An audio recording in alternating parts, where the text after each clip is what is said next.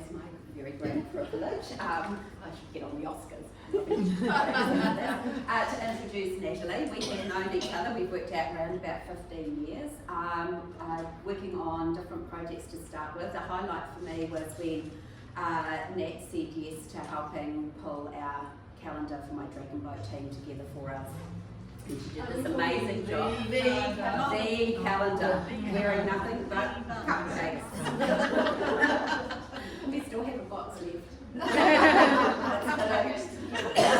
It was quite disturbing when my boss bought 4, but anyway. Do these things. Sorry, back to Natalie. I was so excited when Natalie said yes that she would come and speak to us today. I've really watched her journey with awe. She's just done amazing things. I think she really gets out there and tells it like it is. She fights for women. She makes things really clear about what she wants out of her life, and for me, I've just watched with awe. I love her holiday snaps, so I am a secret stalker. So anyway, Natalie, come on up.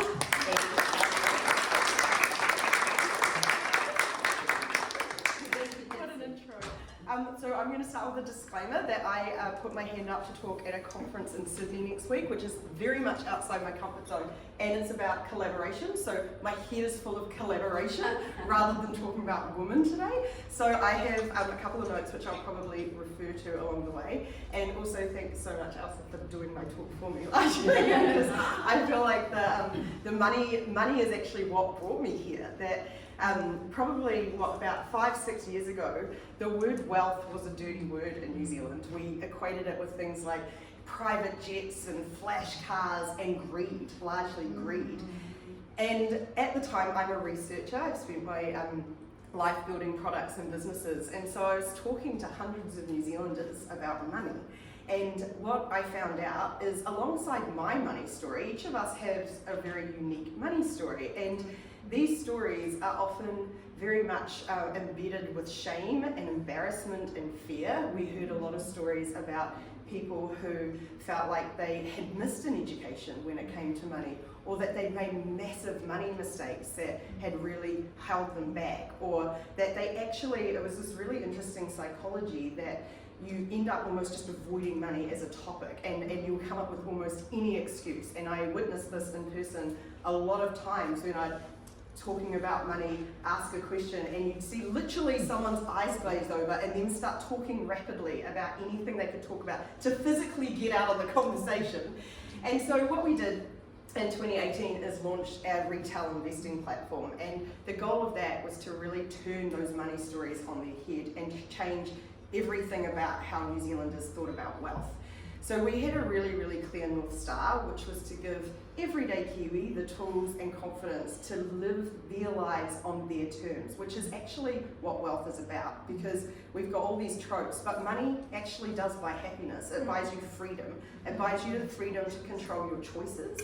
And for me, that was things like leaving a bad relationship. For other people, that's things like being able to take time off to spend with your children, or to retire early. You don't have to retire at 60 or 65. You can retire at 50 if you plan.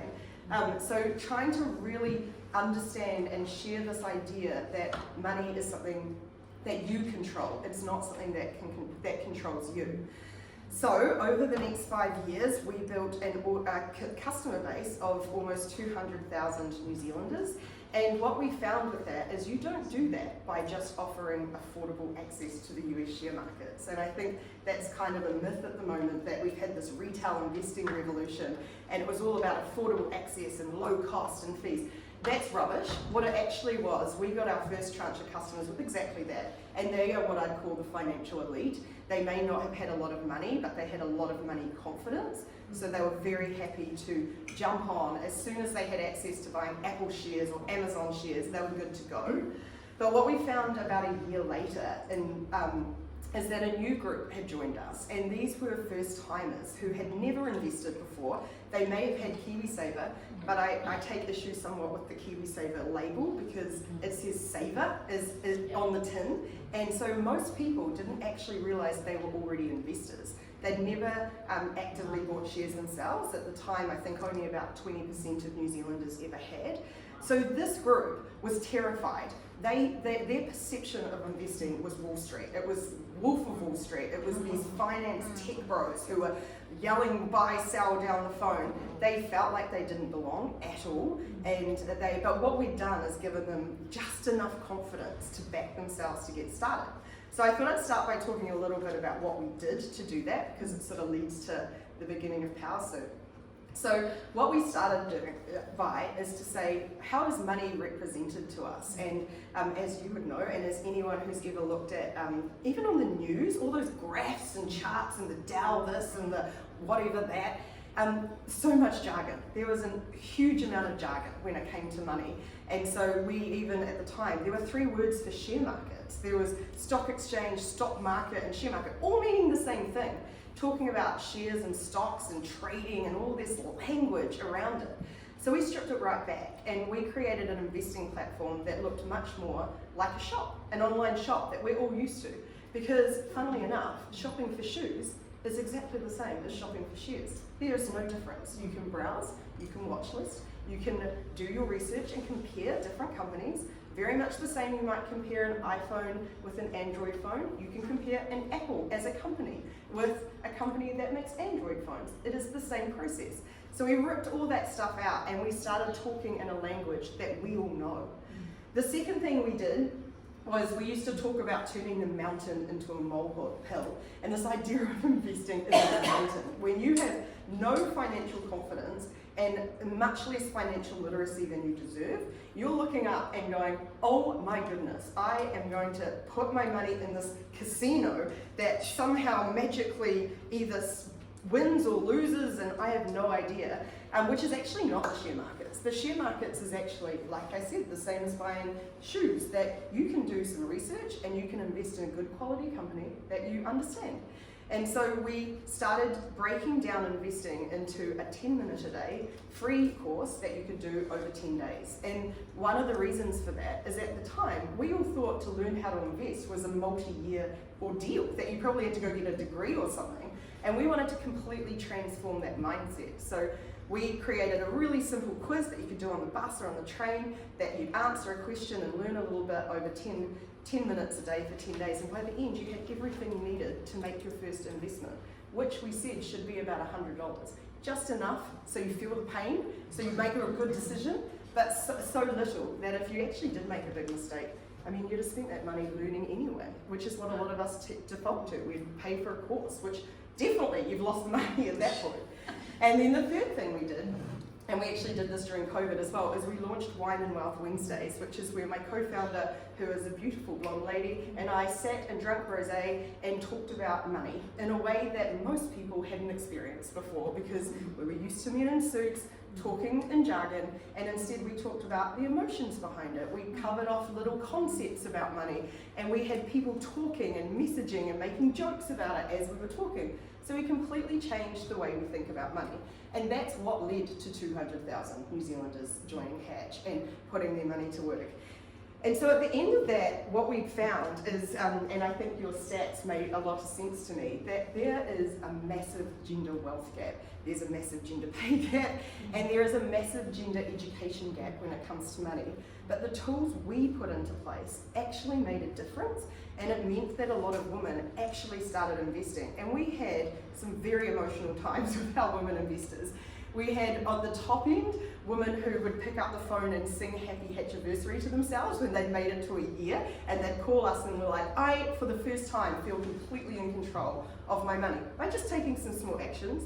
We had women, I remember this woman in her 50s who was a high-flying executive in a company, and she had handed over the financial reins to her husband, and she sat in front of me and went, oh, he can do it, why can't I do it?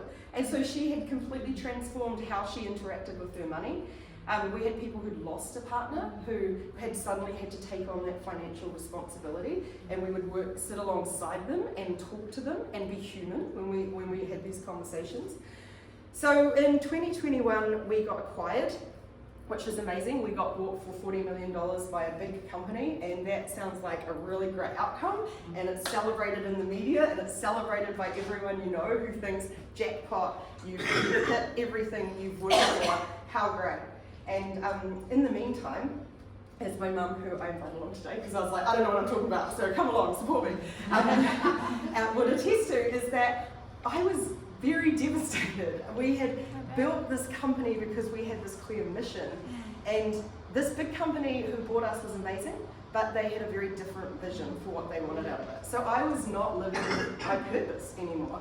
And so I walked away, left a lot of money on the table, and decided to back ourselves to start again. So my co-founder and I left, and then we immediately got a lot of opportunities, and one of them was to build a fund that invested only in women CEOs. And we knew from our time at Hatch that women are holistic investors. We like to invest with purpose. So we decided to look into that, and we had a couple of very basic criteria, like you had to be listed on a share market. There's thousands and thousands of companies doing that. And you had to be of a certain size that kind of assumed some level of financial stability. So we dug in and found from all the share markets in all the worlds, with thousands and thousands of companies listed on them, there were 156 companies with women CEOs, and that was absolutely appalling. And if you want something even more appalling, this year, for the first time ever, in the top 500 companies in the world, the biggest 500 listed companies, for the first time ever, women CEOs now outnumber CEOs called John.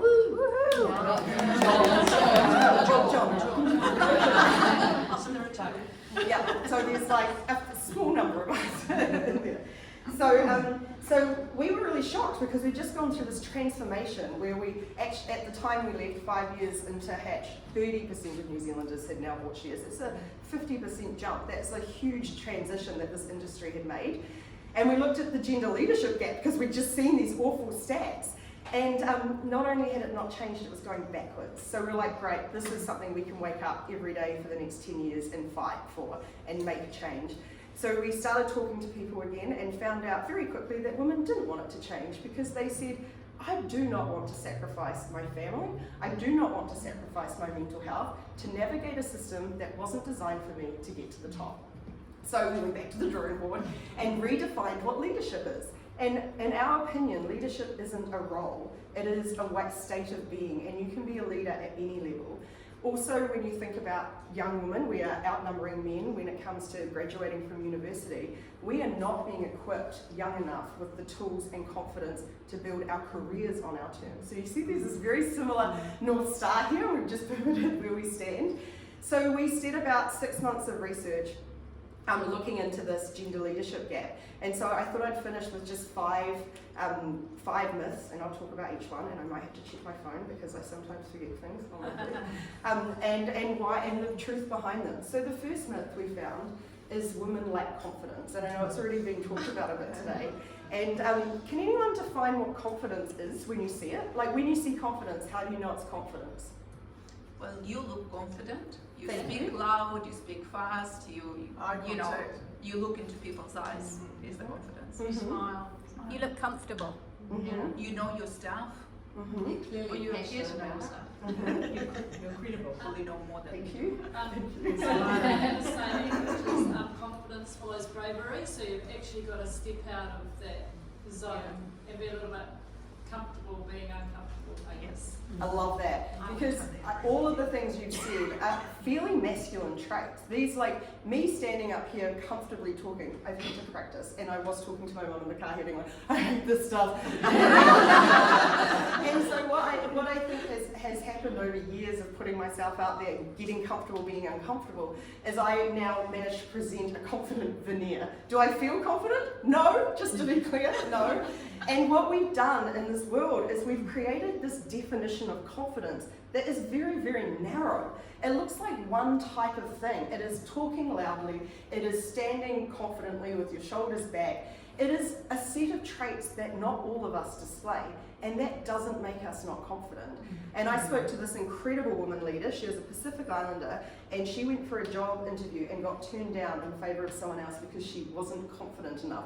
And she was fuming. She was like, I am the world's most confident person. I go into a room, I bring people together, I get results, everyone backs it. But because she was collaborative, and because she didn't come in and tell them her opinion of exactly how she'd get things done, instead she said, this is the way I work, and she was known to be a wonderful leader, they mistook that for lack of confidence.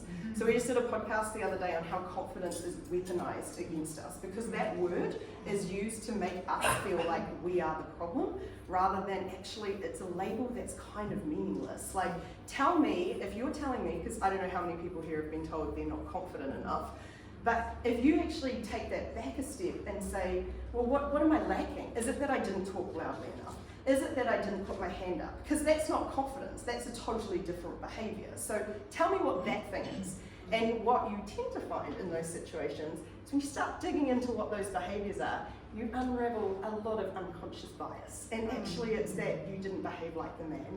I've got a slightly different take on confidence. That for me, confidence is it makes the people around you feel safe, because all of those traits that you described can also make people feel unsafe, because it can lean into arrogance. So I think confidence and arrogance kind of go hand in hand, but for me it's making people feel safe. I love that, and I don't know, like, define it as confidence, define it as making people feel safe, but I think what you point to, in my opinion, is competence.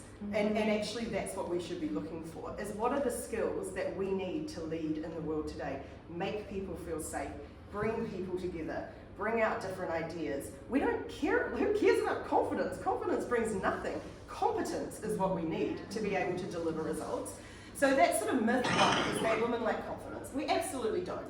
There's a whole bunch of other stuff you can look into, all the different things around how we are just responding quite logically to some of the environments we're in. If you push yourself out of your comfort zone, you're not going to feel confident. No good reason to not do it anyway.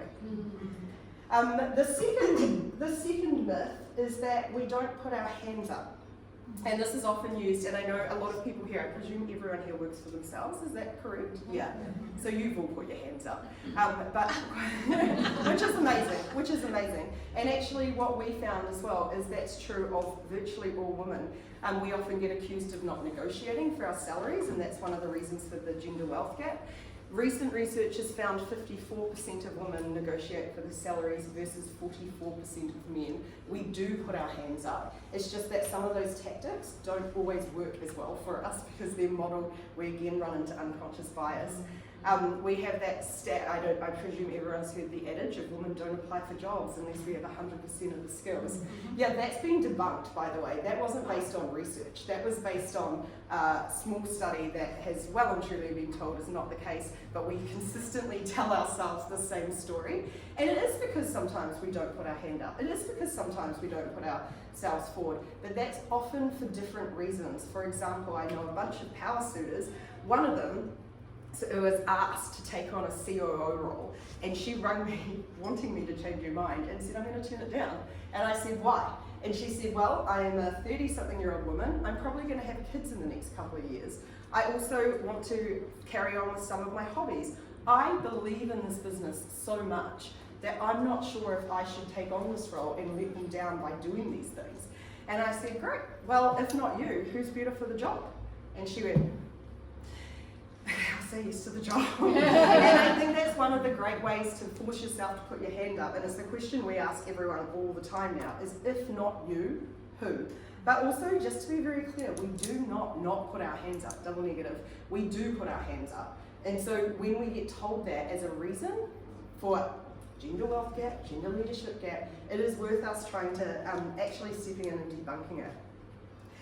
The next myth is that women lack ambition.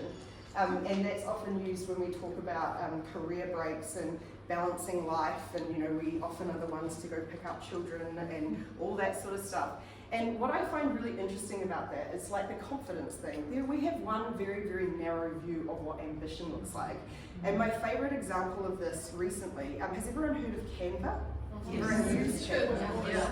Yeah, so Canva was started by a woman of colour in Australia who got turned down 100 times when she was raising money and told that this company had nothing going for it, basically. And she proceeded to go forth and build a company that's now made her, I believe, the richest self-made woman in Australia. And so what she did, though, which I really, really admire, anyone who's working in tech at the moment will have seen that there's been a whole range of redundancies as tech companies hired madly over the last decade and now are making a lot of people redundant, including a couple of my friends. Do you know what Canva's doing at the moment? They're hiring. Because Melanie was ambitious and she ran her company on her terms, and it didn't look the same as the tech bros who were hiring 1,000 people a day. She built a solid company, it's now worth a fortune, and it has changed the way most of us manage to do design, do schoolwork. And so that is that ambition actually can look different. The second part of ambition is that we actually have different trade-offs we make. So when we're thinking about work, we often, and this is, I actually think a lot of the stuff around gender is socialized rather than innate. Like, we don't know enough to know any difference, but we are socialized to be the primary caregivers a lot of the time, to take on that mental burden. So I have a friend who was a very young partner at Deloitte. She is a single mother who had sole custody of her 2 young children and made it to partner. Ambition for her looked like not being able to go out to any of the work drinks that people had at the last minute for networking. She couldn't make it. Ambition for her looked like working all night once her kids were finally put to bed and waking up at 5 o'clock in the morning to run before going to work. That is what it took for her to get to the same position as most of her colleagues who had a wife at home doing all of that for them. So ambition for women looks different often because we actually often have to work harder and juggle more to get to the same place. It is not that it's lacking, it's just that we have more on our plates. And when workplaces start to acknowledge that and have more flexibility built in and start to look at the way we network and the way we socialise, we will build more diverse businesses.